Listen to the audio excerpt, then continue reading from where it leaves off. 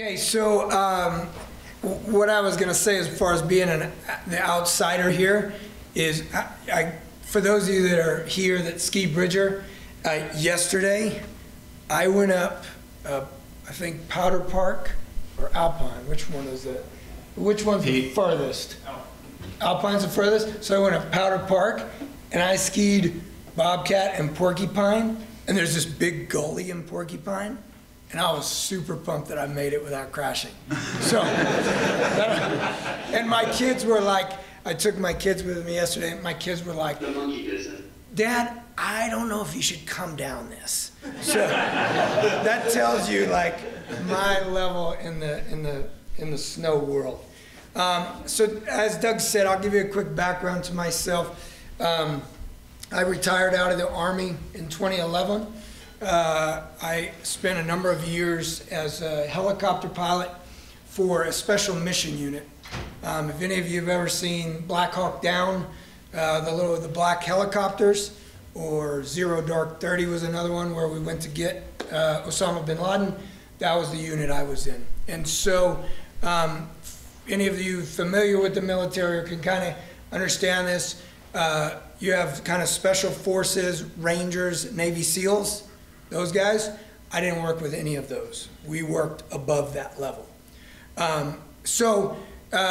When you're at a level like that, like you guys are in the fields you work in, very elite level, have a very good understanding of what you do. There's a certain way you start thinking about things, and the training that's done is a different type of training probably than you get at the lower levels. And so when I left the military, I was then, the last year I was in the Army, I ran a school called SEER. Is anybody familiar with SEER? Okay, a couple of you folks. Stands for Survival, Evasion, Resistance, and Escape. And we teach our pilots and our elite level folks how to do those things. And so I ran that school for the last year I was in the Army. And then when I got out, I worked for a facility teaching classified stuff in that realm, but even more advanced. And a lot of that training that we gave people and that we all went through ourselves was for the brain. And how does the brain react under extreme stress? So if I take any one of you and I place you under extreme stress and I train you how to perform inside of that stress. So that's kind of where we're going to go today with this. I already saw with Eric's performance presentation he just did. I was like, oh man, this ties in great. And with some of the stuff Ron said earlier in his, I was like, oh man, this is actually going to work out, right? So I do give presentations to some large organizations, corporate organizations, and what was really cool is being able to present to real people. That like when 1 o'clock came, we started. And I was like, wow, this is great, right?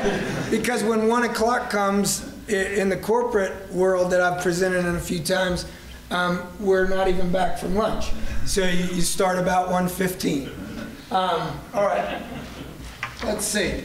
So this is kind of what we're going to go through. This is the agenda, crisis management. And you guys will notice these are probably things you guys are doing off and on throughout both your life and as well as your profession. Situational awareness, how that plays in. Then the decision-making process and what our response is once that extreme stress sets in. And then we'll conclude this thing. So before we get started, have any of you guys read any of these books? Blink is probably one that most people read. A great book about how our brain kind of recognizes patterns that come into all the experience you guys have in your field. You recognize something, you don't really know how you recognize it, but you recognize it. And that book goes into quite a bit of that. Has anyone read Thinking, Fast and Slow by Kahneman? Okay, good, great book, great book. And probably I would tell you, if you read this and you like this, or even if you haven't as the starter one, The Art of Thinking Clearly. Has anybody read Art of Thinking Clearly?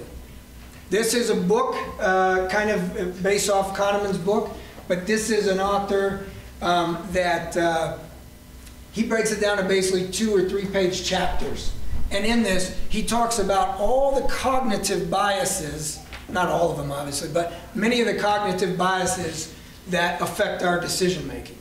And it's 2 or 3 page chapters that are, you know, they say, why do you make this decision? Well, you make this decision because you've grown up learning things a certain way. A lot of them aren't even right, aren't even true. And through experience, we kind of flesh those out. But what I would tell you today is, what if instead of having to flesh those out each time they happen, what if you read a book like this, aware of all these biases that happen in your life, how would that affect you? And we're going to talk about some of that. All right, so before we get started, can you pull that up? Yeah. All right. And just pull it up if we can pause it. Have any of you guys seen The Monkey Business Illusion? Anybody familiar with that? Feel you? Okay, don't ruin it for the group, all right? We're going to start out with this, and we'll kind of pause it once, and then we'll talk through it. The monkey business illusion. Count how many times the players wearing white pass the ball. Okay, so just follow along.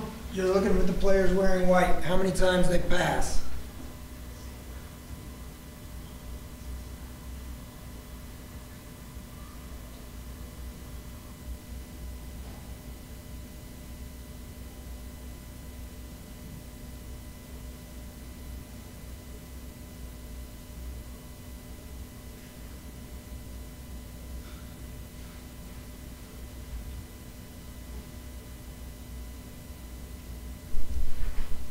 The correct answer.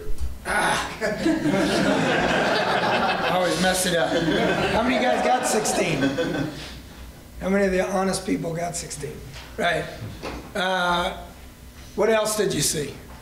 Gorilla. I did see the gorilla, although I got the answer wrong. Okay. Truthful show of hands. Who did not see the gorilla? Okay. So that's about average. Somewhere around half of the people don't see it. All right, so for those of you that saw the gorilla, what else happened in this video? Because there were other things going on in the video. Anything else that you saw in there? For those of you who haven't seen. Background changed color. Background did change color significantly too, not just like a shade. Significant. What else happened? Anything else? Oh, but it went from 3 to 2 people. On which team? The ones wearing the black shirt. That black team. A lot of people don't actually get that, so we're ahead of the game. All right, I'm gonna hit play again. It's gonna kind of rewind. So now that you guys know the answer, check out what's going 16 on. passes. Did you spot the gorilla? For people who haven't seen or heard about a video like this before, about half missed the gorilla. If you knew about the gorilla, you probably saw it. But did you notice the curtain changing color or the player on the black team leaving the game? Let's rewind and watch it again.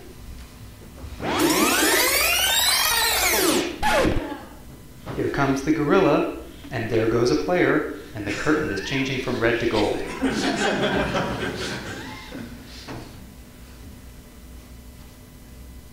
When you're looking for a gorilla, you often miss other unexpected events. And that's the monkey business illusion. All right, so I like to start that out really for no reason, just because it's fun. No, it gives us a sense of right here, we're here, it's after lunch, we're relaxed, we're in a good atmosphere, among good people, things are good, and this is how our brain thinks. We miss things, right? Even when we're relaxed. So what happens when an extreme stress event sets in? What changes in our brain, and how can we be prepared for that? And that's kind of what we're going to look at. All right, so crisis is just a time when a difficult, important decision has to be made, right? How many of you have been through a crisis? Do you feel? Okay? Some events happen where you're just like, whoa, I got to figure this out, and I got to figure it out now, or something bad is really going to happen. I'm sure a lot more of you actually than raise your hand actually have been through some event like this. You maybe just don't think of it that way or realize it, but as we go forward, we'll show you that. So where I used to work, one of the things we used to do is take people hostage, and we actually did this, right?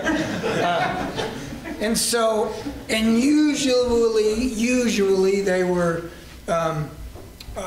often powerful people, and they kind of knew they were in training, but they didn't know what was going to happen. So there's a fair amount of fighting back, and these are good fighters. So it would take a number of us to throw them into a van or whatever we might do, and you know, we grab them, take them hostage. So you develop some good techniques, and you got some gear, right, to make this all happen. So this is going to a story. My wife and Doug and I are friends. He knows my wife, Ron. Got to meet her last night at dinner. My wife gets a lot of like special ops wife training. Some that she likes and some she doesn't. And so we lived over in Washington State, and we lived out on some acreage, great place up against the wood line. And one morning, 4 or 5 years ago, I woke up, walk outside in the morning, realize she's already out there early and she's watering the flowers. We had this flower bed that goes all the way, you know, kind of down our lawn, right up to the trees, and she's down there. So I walk out there and be a good husband and go say good morning. I start about halfway across the lawn, I realize she's got earbuds in. Huh, guess what? Time for some training. We're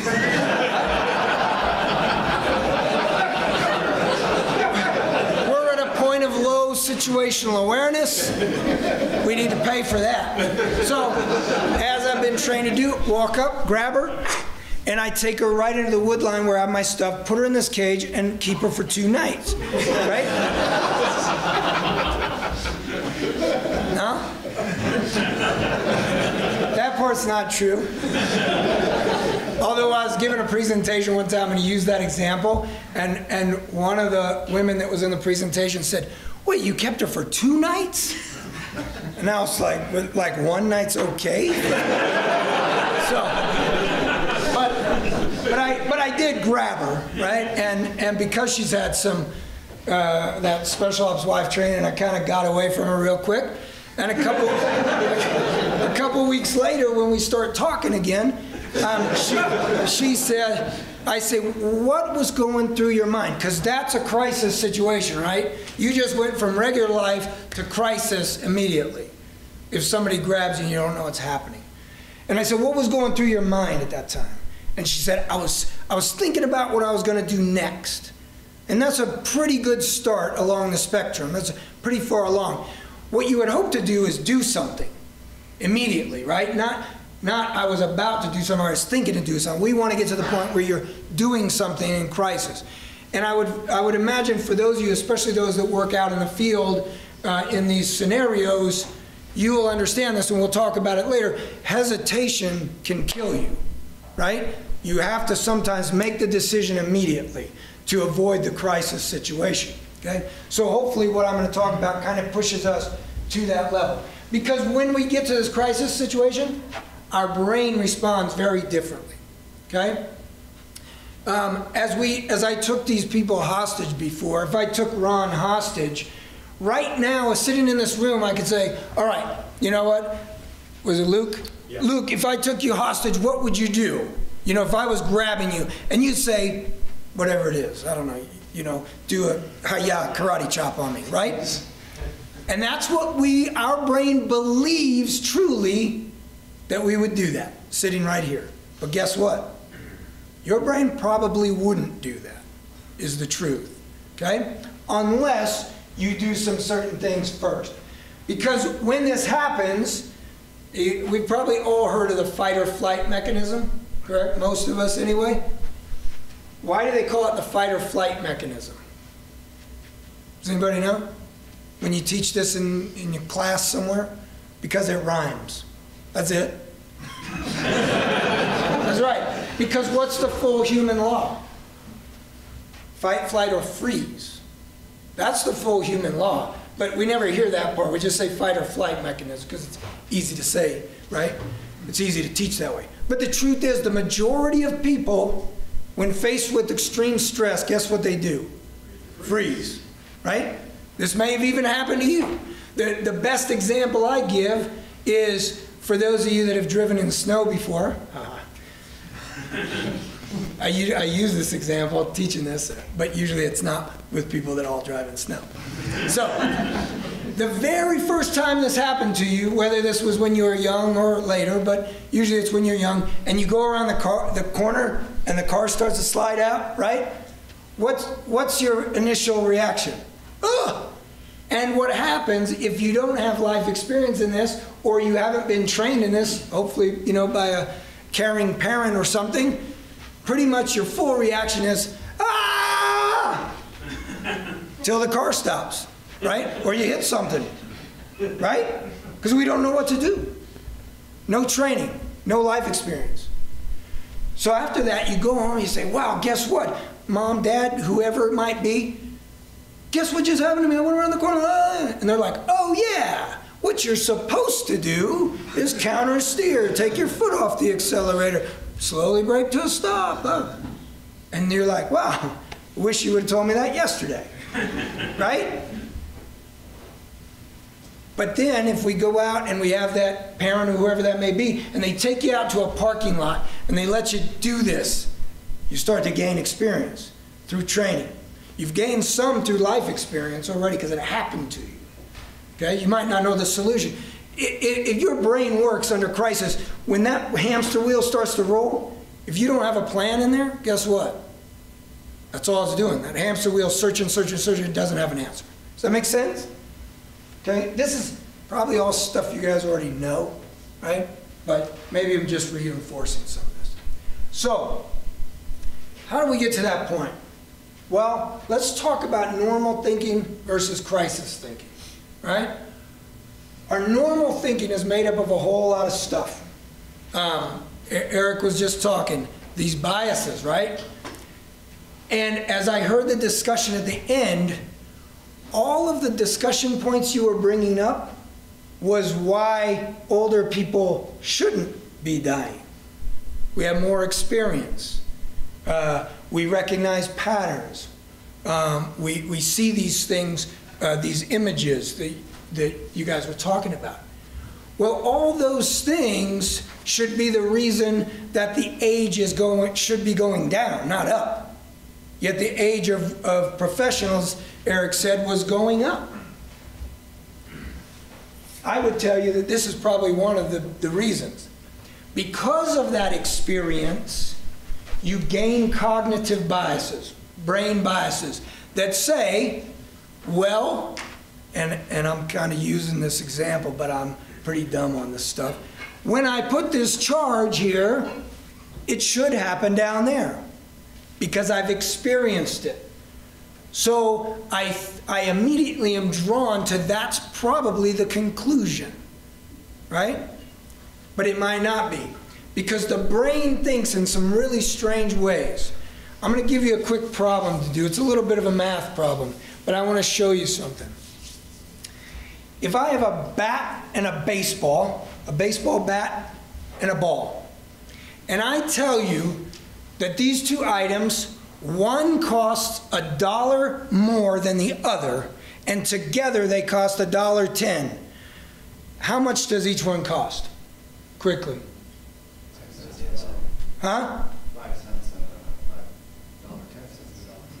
10 cents and $1 is what most of you say, right? What's your name? What is it? Matt? Matt screws up the whole thing, and he says a nickel and $1.05. Which one's right? Do the math. One costs $1 more than the other. Matt's the only one that got it right.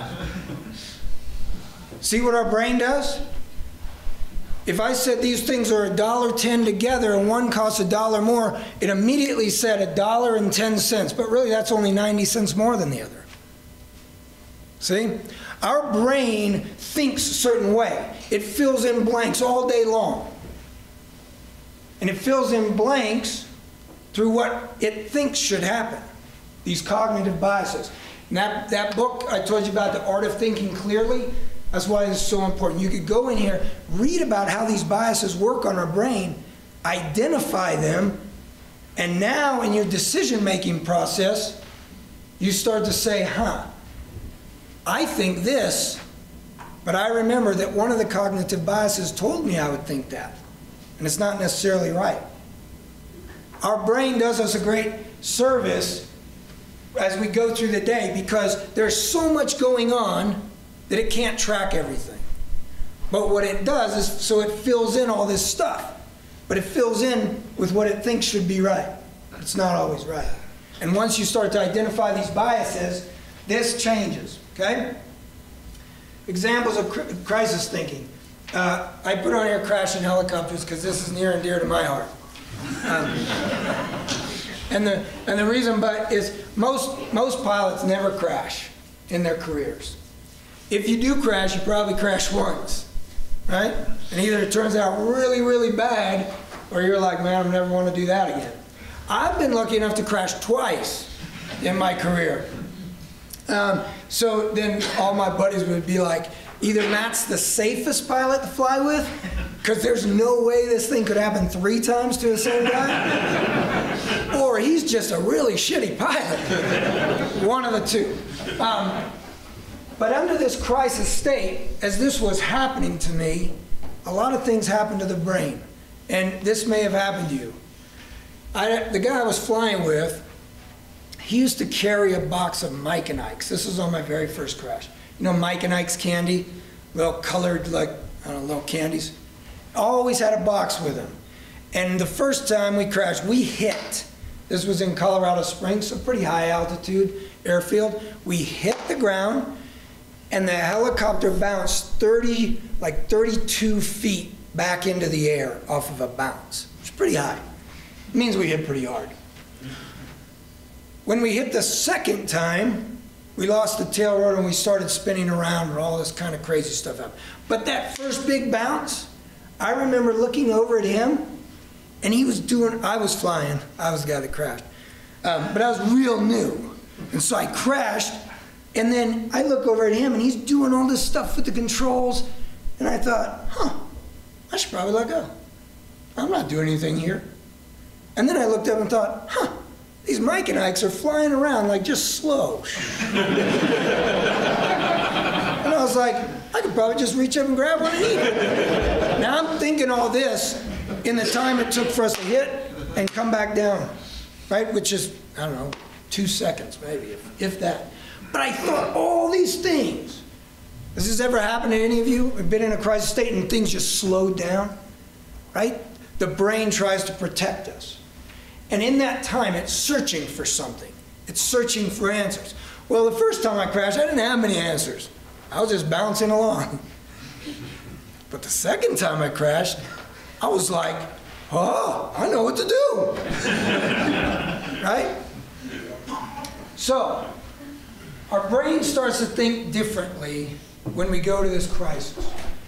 So how do we do that? How do we stop the crisis type thinking, pull it back to where we can actually think through the crisis before it even happens, right?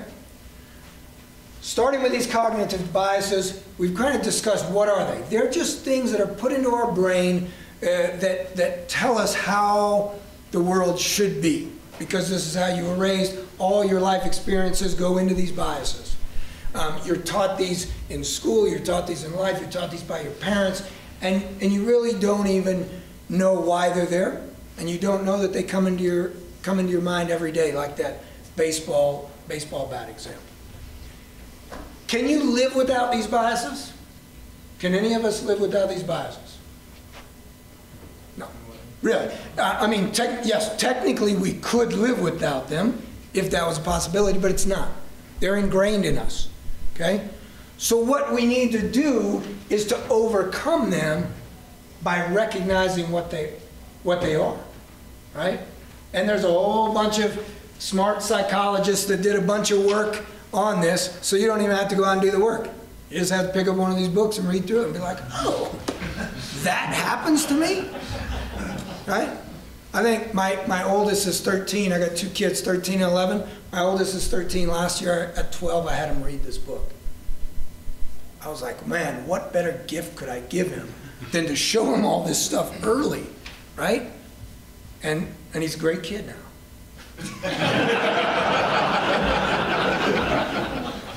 All right. So what comes of this? Well, we recognize these biases. Okay, this is the beginning of planning for this extreme event, thinking through this extreme event. We load ourselves up with the biases, so we are aware of them. So when we're out there and we say, well, the snow, if I throw this charge, the snow should go down there, that's a bias. That's a cognitive bias that we put in. It's an experiential bias. And we say, that should happen, But what if it didn't? How else could this turn out?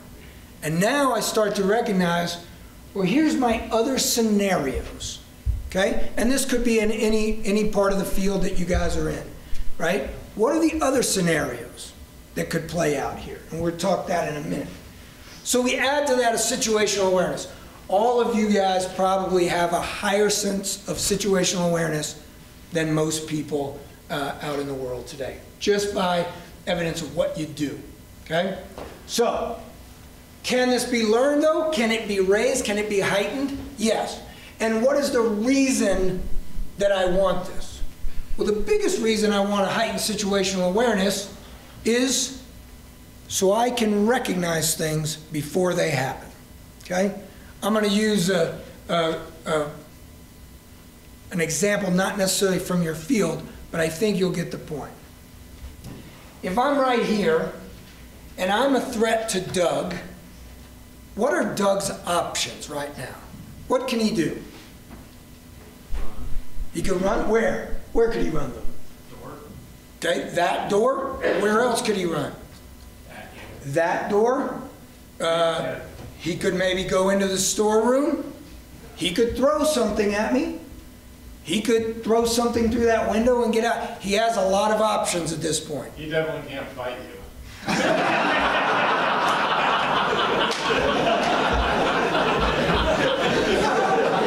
Thank you for that segue. That's a great segue, right? What's your name? Zach, right, that's right. So Doug has a lot of options. As I begin to approach Doug, do his options lessen?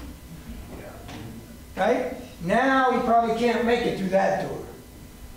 Now I'm going to really screw you up. What are Doug's options now? Zach? Freeze. The real scenario would have said, hey, Ron. Right. Help me out here. His option, if he's alone, is only to fight at that point, right? He's down to that one option, to just defend myself. Okay? So, the reason I equate that with awareness is if Doug can see me here and realize my threat to him, he has lots more options than if he recognizes the threat when it's there. Okay? So this is each one of us. In whatever field you're in, if you're out in the snow world doing what you do, if I can recognize threats from further away, I have more options available to me. So I do that through a situational awareness, understanding my terrain, understanding what's around me, understanding that who I'm with. That all plays in. If Doug and Doug took me climbing for my first time ever a few years ago. I was scared out of my mind, right? And I've done a lot of things that you would think, oh, you shouldn't be scared of climbing. Where do we went to Gallatin Towers. 5'2" or something. Speaking of which, how many of you guys climb? Like really climb? All right, so I've never climbed, never even been to an indoor climbing gym, and we go to Gallatin Towers, and we did a 3-pitch climb. And he was like, okay, this is how you do it, just do it. And like I made it to the top finally. And he was just like, dude, you crushed it. You came up so fast. And I was like, dude, because I was scared out of my mind. And I'm sitting at the top, just adrenaline's rushing, right? And I go, and he goes, hey, I want to tell you, I've never actually taken anybody on the first time up here. And I go, why'd you take me? He's like, well, I just figured you'd figure it out. I was like, great, thanks, right? But in those kind of situations, situational awareness says, Doug looks at me and says, this guy sucks. I have to cover for him, right? That's part of your situational awareness. Who are you with? What is their influence on you? Or maybe they're a super good friend and they say, no, we can do this. Are you more likely to say, all right, let's try it? If it's a real close friend, sure. That's one of those cognitive biases, okay? So that situational awareness brings us to a kind of a different level of thinking of problems, right? When is it lost? It's generally lost when you're complacent and comfortable. Those are the biggest places in your guys' world. You'd be like, done this 40 times? No problem. Let's go to it, let's get it done, and get out of there, okay? So all this starts to lead into when this crisis happens. I'm going to let you read through this. It's a wordy slide, but I thought it's important enough to know. This is the initial response in your brain to a crisis, to this extreme stress being implemented.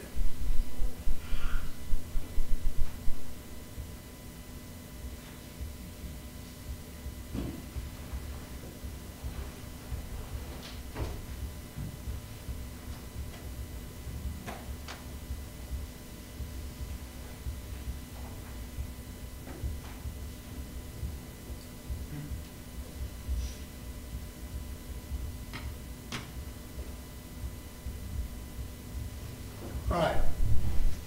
So what's it really saying here? First part says, this is the chemical reaction that happens. The brain says, oh! And all this stuff starts flooding through your body. But it needs time. Now this is not a long time, but it needs time for this to happen. For all these hormones to start going to where it can kick you out. This is part of the reason that most people start that fight or flight mechanism with a freezing, right? But it doesn't just happen right away.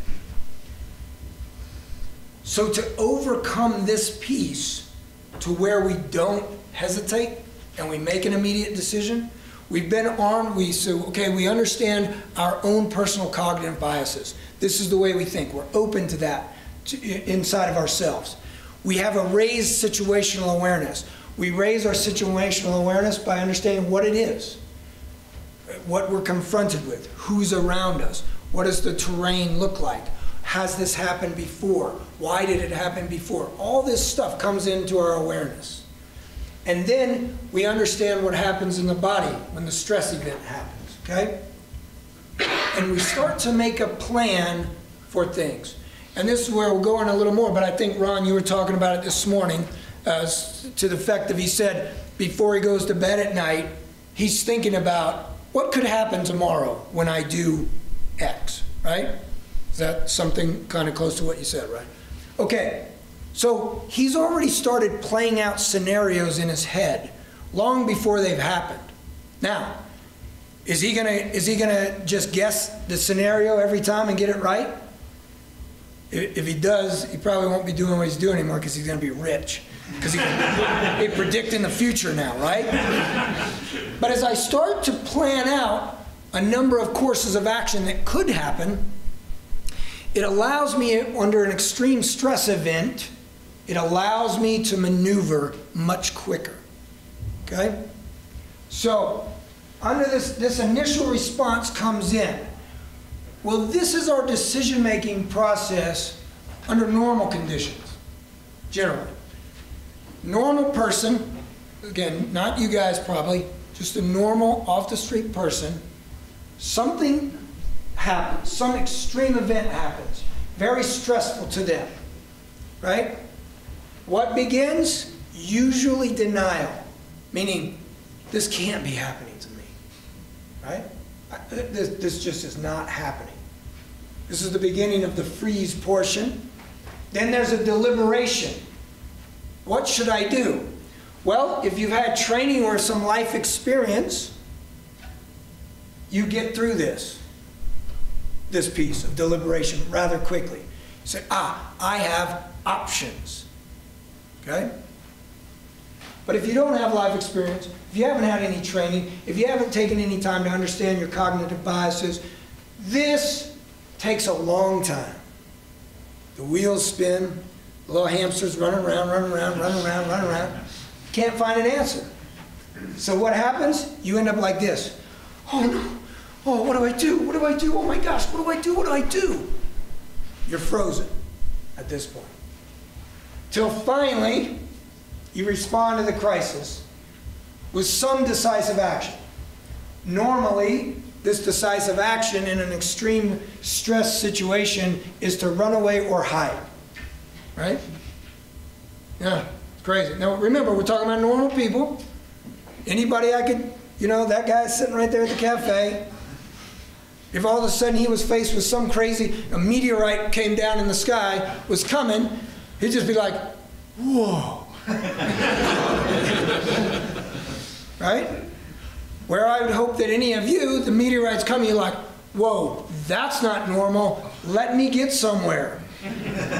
Even if you didn't make it, at least we took a decisive action, right? Said, man, what's this thing coming out of the sky? Let me go get wherever that might be. Or even go in the opposite direction, something. Okay? That's a decisive action. That's how we respond to the crisis. Okay.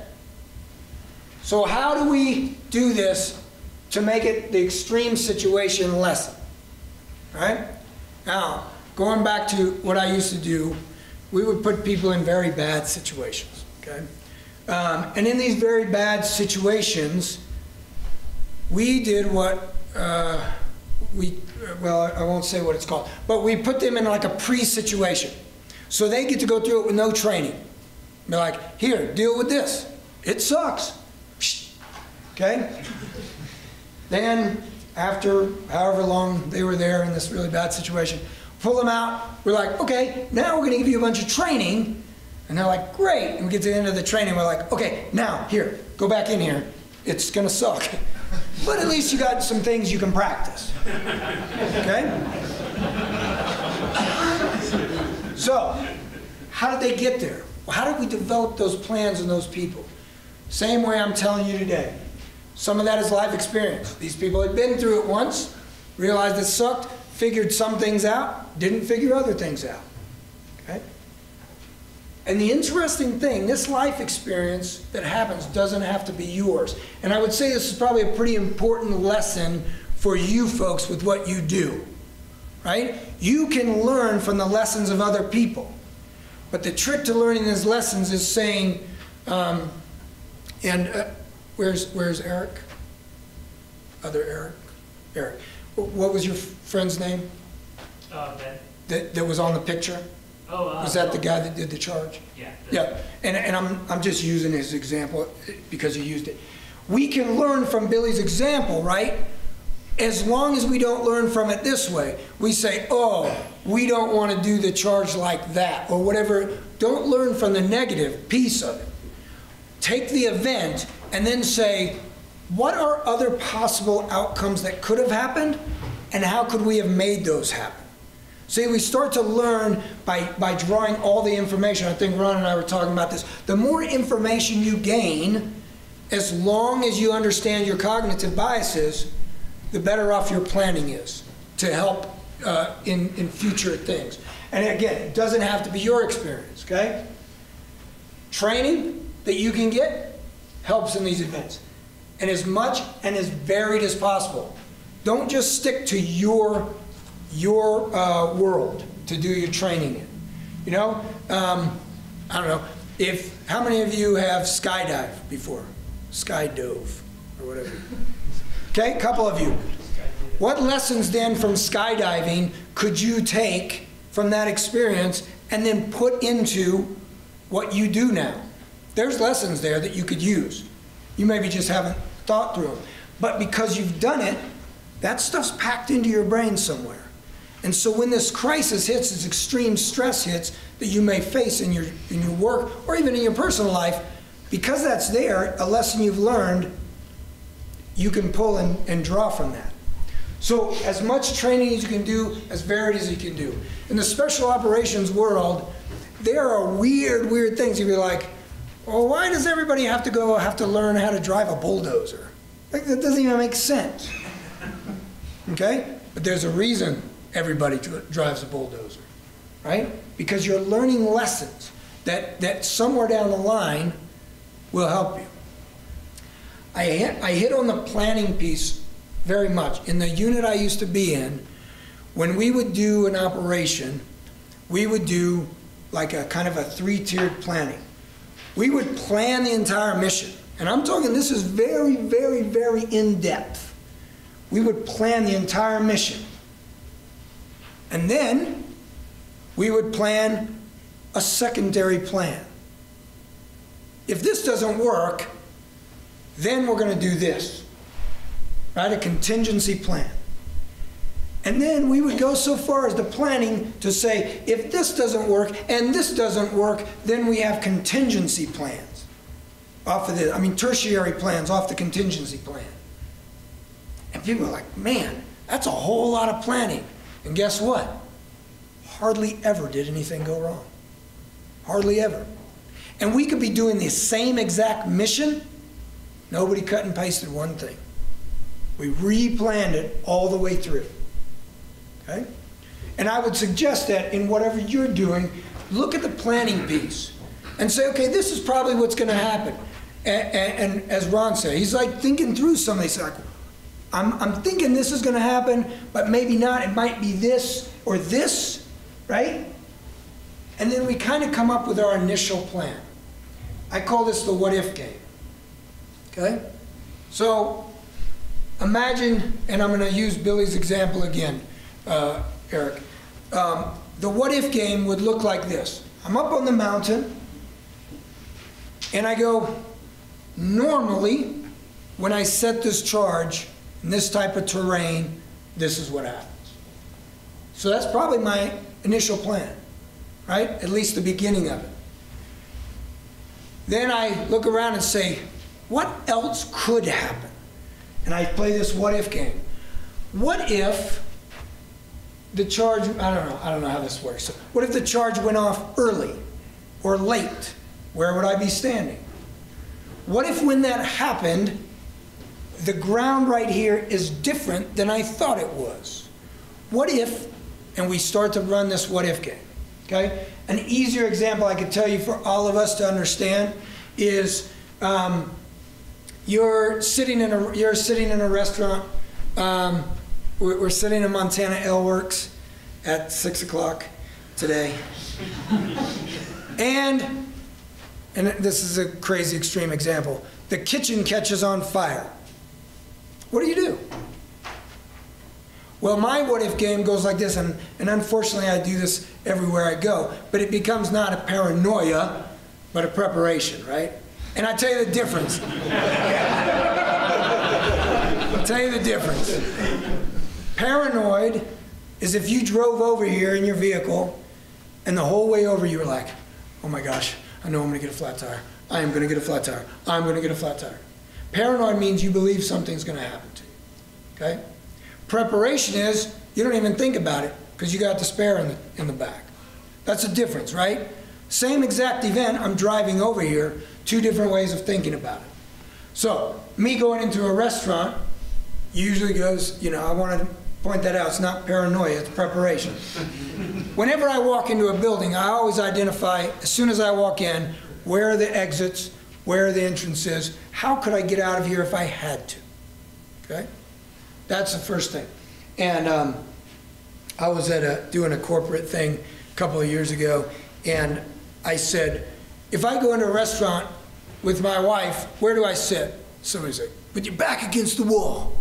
I was like, not really, but in a way, right? I want to know how to get out of this place. Who's my threat in this place? Those are the things I look for everywhere I go, right? not in a paranoid way. So, and I said, why doesn't my wife do this? And they said, probably because you're better trained. And I said, no, because she's a woman. She couldn't do that. And this was in a corporate environment. There was probably 70% women. The whole thing stopped. And I deadpanned it perfect. I was like, no, because she's a woman. She couldn't do it. And then I just paused. This thing just stopped. One of the ladies said, you're sexist. And I said, I'm also just kidding. And everybody laughed. But I said, no, because I have more training. I said, but when my wife's in a place and she's there with her friends, she does that. Okay? To play this what if game. So what if the kitchen caught on fire tonight? What would you do? Run out? Okay? Well, if you run out, you have to know where to run out. Like we said in here, if I'm here, Doug's there and I'm a threat, what are his options? Well, if you don't know your options, if you don't play this what if game, if you don't do this out on the mountain or out on the highways or wherever you are, like right now I'm playing a crazy what if game as I'm watching these two police officers walk by our window. Like I'm like, is there some bad guy in here? What if there is a bad guy? Did they take care of him? No. Just kidding, that's paranoia. But I play this what if game, right? What if there's a fire? And I play this game like you guys could. I live over in Belgrade. You guys could come to my house right now, and I can tell you that my kids' windows in their bedroom are unlocked. Okay, so you could come try to get into my house. And the reason I have them unlocked is because if there was a fire in our house between my room and their room, I understand because I've thought it through, I've what-ifed it, that manual dexterity, especially in children, goes away under extreme stress. So they couldn't even open the lock on their window to get out of their window. So I what-if the game and stay a step ahead of them. So the window's unlocked, sliding windows, but I keep a bar in the window. So all they have to do is remove the bar, which is a large motor skill movement, not small. They remove the bar, they can open the window, right? So I what-if things in life. And that's what I would tell you. No matter what you're doing in life, no matter if you're on the mountain, if you're out on the highways doing these things, what if? What could happen? Not just the most likely outcome, but 3 or 4 levels of those outcomes. And then live that general awareness. All right. So I understand cognitive biases about myself. I raise my level of situational awareness, so my brain kind of looking at the world in a different way. Okay? I start to plan. I get training. I have life experience. I formulate these initial plans like Ron's talking about. I start playing this what-if game. What are my options in my situation? This is all leading up to the crisis. Then the extreme stress event hits. How do I respond? Okay? Well, all of those things that you've been doing will increase the coping mechanisms in your brain when that event occurs. Because you've taken out so much of the unknown, you've taken out 85–90% of the unknown by working through different scenarios, thinking through this, having a greater awareness about what's happening around you, getting training, that you've taken out a lot of the unknown, and that's what the unknown is, the piece that causes a lot of our coping mechanisms not to work. And when the coping mechanisms don't work, we hesitate. We get into the denial phase, like, this cannot be happening to me right now. Okay? Again, you might be looking at me right now and saying, Matt, you don't know what you're talking about. Okay? Because as we sit here, as we watch the monkey business illusion, we think we know how our brains work, but it's not quite how they work under stress. Look at the stuff you miss just when you're looking at that video. That's no stress involved. I'm just telling you, this is not me, this is science. At the places I worked, we use this stuff, right? Those coping mechanisms mainly come from fear of the unknown, and if you do all these things we're talking about, it takes those away, you don't hesitate. here's a huge piece.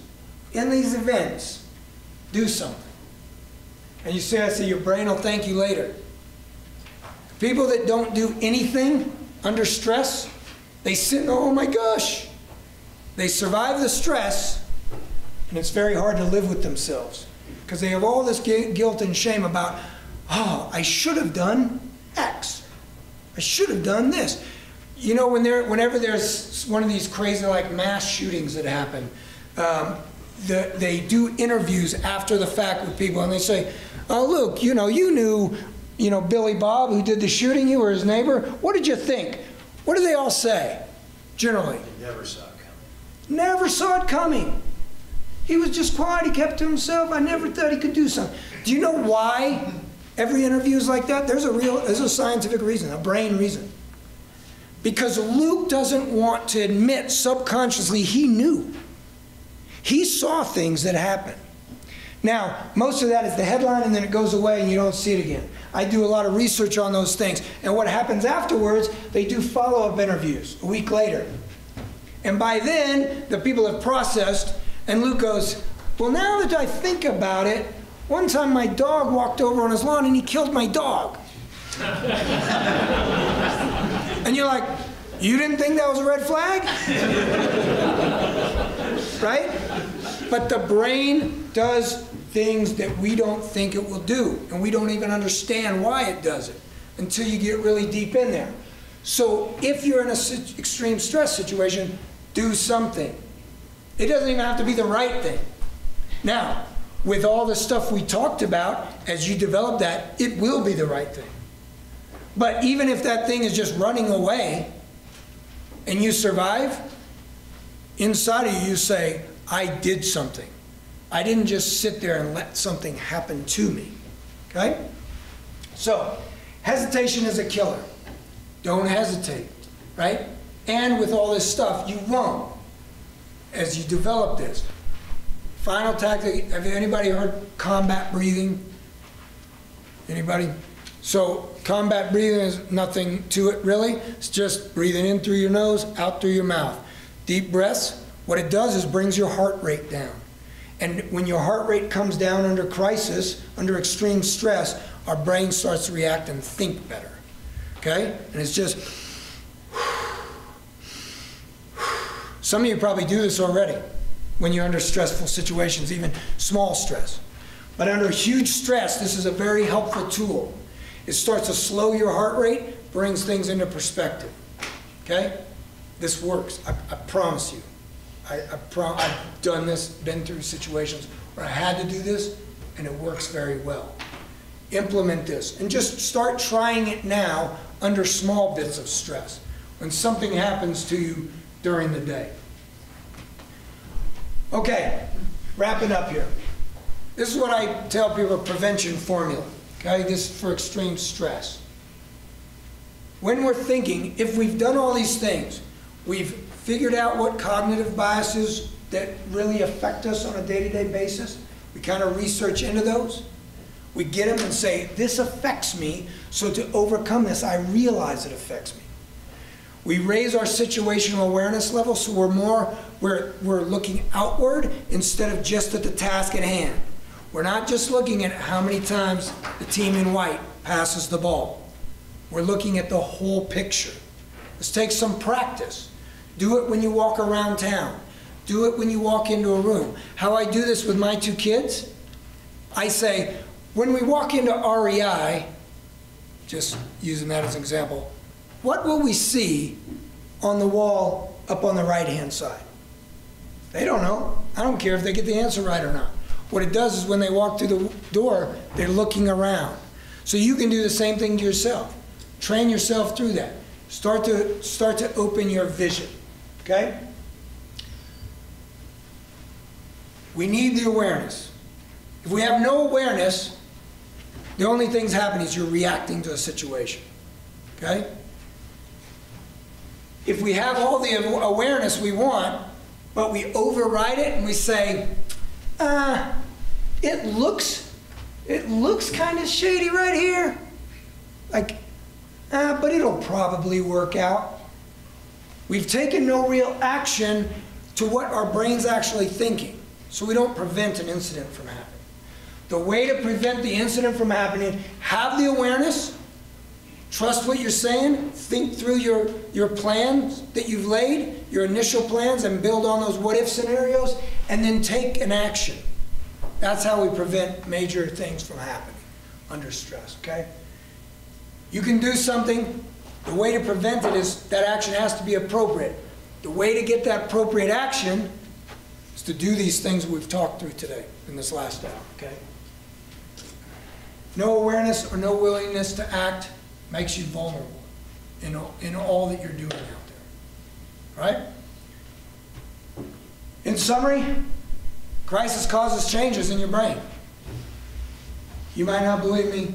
All I can do is feed that to you and say that's true, right? Awareness and the preparation piece is the key to overcoming these events with a successful outcome, right? Understanding this process that we talked to helps you then to stay ahead of the game, right? That's what I have for you. I hope it's helpful. Before I leave, I'll finish up with a story so you don't think, especially because many of you over the years will probably meet my wife. So yes, she gets a lot of training, but she gets to give it back too. A few years ago, she was going to Turkey. It's 2014, I guess, 5 years ago. And ISIS was kind of strong at that point. And she was going over there to help out a friend for a couple weeks. And so she wanted some training. She was like, oh, can we do some training? I said, what do you want? She said, I need to know how to defend myself. You know, you've taught me a couple things. I said, yeah, I'll teach you a couple real easy things. First one is, you know, a carotid artery strike, where you just hit with your hand on the side of the person's neck, and it knocks them out. I said, but you got to hit it hard enough. So she hit about 4 or 5 times, not hard enough to hurt, but not hard enough to affect me. And I said, okay, we're done with that. So she said, all right then, how about you teach me how to choke somebody out? And I was like, yeah, I can do that. She reaches up, tell her this is how you do it, and finally she sinks it. And now we got the kids, they're playing their little video games, we got a bunch of couch cushions down. It's a nice family day. She's choking me out, I'm like, there it is, now squeeze. I'm like, throw your legs around me, like squeeze, squeeze. She's squeezing, and I feel myself about to pass out. I'm like, there you go. So I reach up and tap out. How many of you do not know what tap out means?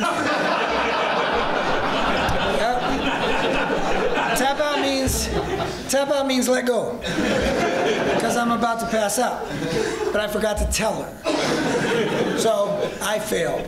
Tap out, nothing happens, out I go, come back a second or two later, I'm like, whoa, great job. She's like, ah. I'm like, that was it. Now, the stories diverge whether you hear her tell a story or me tell a story. When I tell the story, I came to, she was like, ah, and she was saying, this is what she says, oh no, I thought I killed you. I heard it like this, oh no, I thought I killed you. I don't know which one's right, but I tell you, so she gets hers. So I know we're over time right now. Does anybody have any questions that I can answer quickly? I'll be around a bit because I don't want to cut too much into whoever's next up. Anyone have any questions for the group that I could clear up quickly? I got something to go. I mean, just yeah. From the beginning, what I was noticing, right, like, I knew that the gorilla was coming, that I had seen it before, so I was focusing on that. It was harder to count, right, when I was looking for the gorilla and looking for other things. Right. And so just thinking about, like, if you, obviously counting's not that hard of a task, but if you're doing something really challenging, sure, the more other things make me think about Ron, of like, Randy's like, you know, I'm gonna wear the same clothes, I'm gonna eat the same lunch, to simplify life, so I can focus on the important things. Right. But yeah, I know in terms of balancing that, where you know having the situational awareness, like at some point you got to choose focus or the big picture. So that's why I say, Ian, as if you were to follow this process, where you're learning of your own cognitive biases, you sort through those, and those are kind of out of the picture now. You can plan for those already. You say, well, I usually think like this, but it's really not the right way to be thinking in this situation, and it helps you to develop those plans like Ron's talking about. It goes into the what if game, right? And we start to what if the situation before it ever occurs. so we're more prepared. A lot of times you'll hear sports, especially in the sports world, we visualize, you might visualize making the free throw or whatever. Kind of the same concept. And then the raising of awareness. So what it does is that task you're focused on, you can now pull back. You can still see the task and focus on it, but you have a wider vision because a lot of the things you've pulled out, you've already said, okay, I know I'm expecting this, so you're expecting them. So if they come, you can react. But you don't have to be like focused, and then one of these things comes and hits you upside the head because you never even thought about it happening. So that's what I would say. You can still focus, but you pull back to a bigger picture if you're doing these things. How do you ever get control of the chemical release that we go through when imminent doom is facing you in a crisis? Yep. So, I mean, is that from training? yeah, from your life experience and your training, really. And believe it or not, what we talked about in here, even though it's just a 1 hour talk, this actually, the way the brain works, this sets into your brain. There's going to be some things that might happen in the next couple of weeks where you're going to get into a situation that, because you've even heard these things, because that seed's been planted, you'll be able to use them even before you really start to develop them out, if you choose to develop these things. That chemical process can be overcome. The biggest one in the normal world is that breathing technique. Bringing down the heart rate rather quickly, because when your heart rate beating above the 175, 180 beats per minute threshold, and that's just a general guideline, your brain and the chemicals being released is completely different than if I can pull it down even to the 140s, right? The way the brain reacts and thinks changes it. So that breathing one is a big one that I could give you right now that's easy to start doing as you kind of develop out this training module for yourself. So, Doug, I know we're kind of butting up against some time, so you want to move on to get into who's next?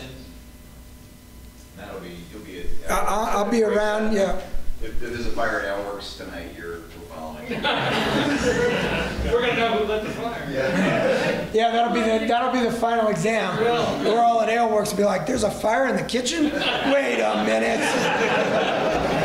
Go ahead. Yeah. Well, I was just going to say, I want you to come and do guides training for our guide service down in the Tetons this in early July. Sure. Stock. Yeah, I'm always open to helping good people. I think that's a good thing. Yeah, most. We'll talk, man. Yeah. All right. I think I should finish so we got the next person up. I appreciate your time. I hope you got something out of it.